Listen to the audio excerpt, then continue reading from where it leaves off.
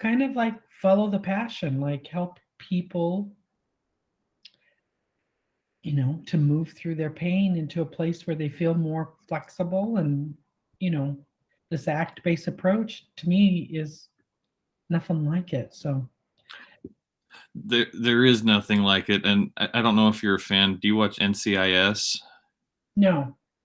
So they're in the post Mark Harmon years now, but it's still really good. Yeah. But there was a character in the new episode this week that he was being really brusque and cold with everybody, and it turned out he was upset because Gibbs, Mark Harmon's character, had left, and he was a father figure to him, and his own father had actually left in the story. Wow. And at the end of the episode, the coroner, who everybody always works out all their issues with because he's in the basement with the dead bodies, he told him, until you allow yourself to get to a place so you can get hurt again, you're never going to heal. And I leaned over to Natalie and I said, "That's ACT." That is absolutely learning that flexibility to be able to deal with that And I think that, yeah, and at the same time, I'm trying to put myself in that place of hearing that, and I feel fear. So I think that's the context of what we do in therapy, is to help them understand it's not just like we're gonna, strip you raw and throw you into some really terrible pain. It's like building the capacities to be there with it in yeah. a way where you gain wisdom, you gain capacity, you gain ability. It's not just like brace yourself because somebody's going to punch you right in the face soon, you know? Well, and ironically, this Turn away. character was dealing with his pain by being in a fight club. So he was being beaten up and that's how he was dealing with it. And that was easier than dealing with the fact that somebody had left. So How ironic, isn't it? yeah. We'll take physical pain over emotional pain. Yeah. Chris was telling me a story that was really relevant to her. She's working, in treatment, in residential treatment, and this guy was just checked out in group. And she's, trying to engage him, saying, I'm just wondering what you feel. And he said, feelings are irrelevant, just like Spock, and it's like people just don't know what to do with them. So it's just like they must not be worthwhile because all it does is make me hurt and I don't know what to do with it. So feelings are irrelevant. So we, like, as a culture, as a people, it's like we don't need feelings. That's pshaw. And we'd like to think we've moved past that, wouldn't we? Mhm. Clearly haven't. So then what do you do with them? And that's always like my stump speech in beginning therapy is like, why would we want to feel feelings?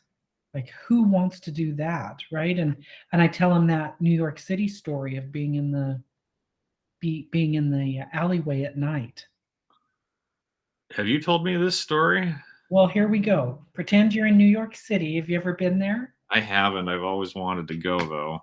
I've only driven through, so I'm thinking of the movie image, right? Right.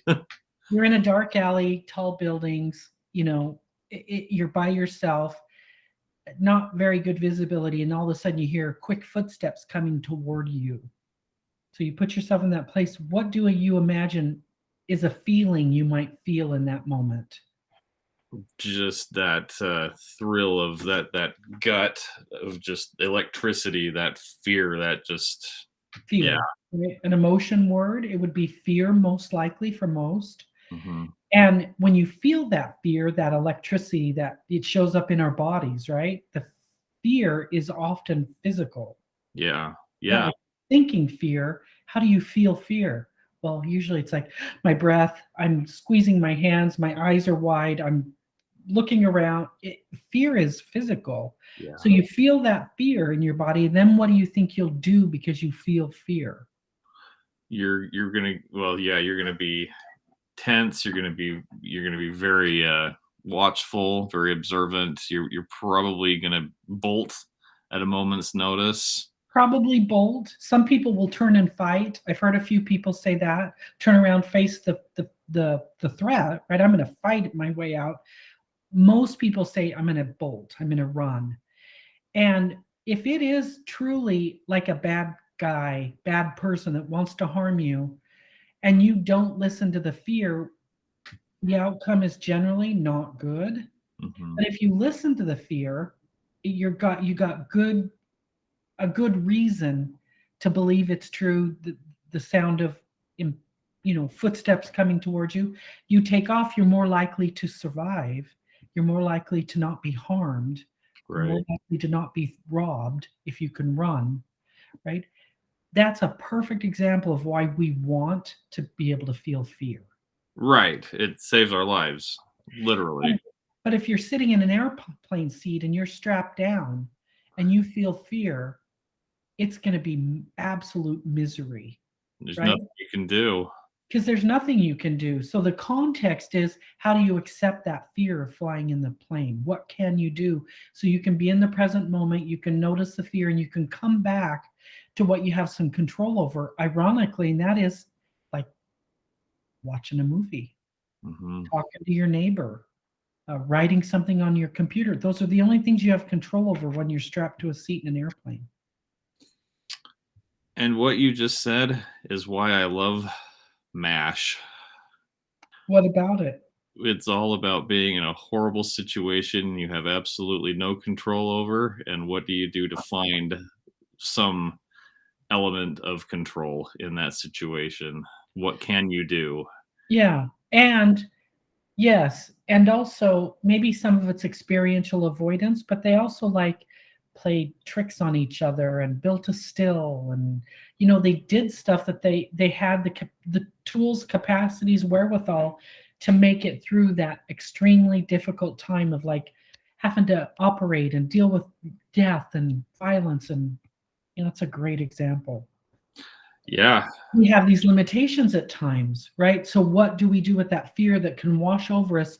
I've had people talk about it, that they're gripping the seat. They can feel their hands vibrating. They're focusing on their breath, and their thoughts are, "I'm going to die. I can't get out of this. What's going to happen?" It's they're in the future because they're not dying in the moment. No. They're living in the future of what ifs. And certainly, let's be real, it's a possibility. It's extremely small, but life is full of risk. How do we navigate that so it doesn't overwhelm us? We come back to the present and we can do something that matters or that brings us to today at 10:52. Back into our bodies. Mhm, mhm. Yeah. Push your feet into the floor, as Russ would say. Yeah, Stretch. Like you said, talk to your neighbor. right? Yeah. Do one of those diffusion strategies, do the leaf. I'm afraid I'm gonna die. This is overwhelming. What's going to happen to me? I mean, just a phrase that really is like terrifying. Like you lean into it a little bit more. And Yeah. I know people have had panic attacks. If you're feeling the panicky overtake, the best way to manage that is methodical breathing, slowing down your breathing, because they think panic is primarily drawn up with you're holding your breath.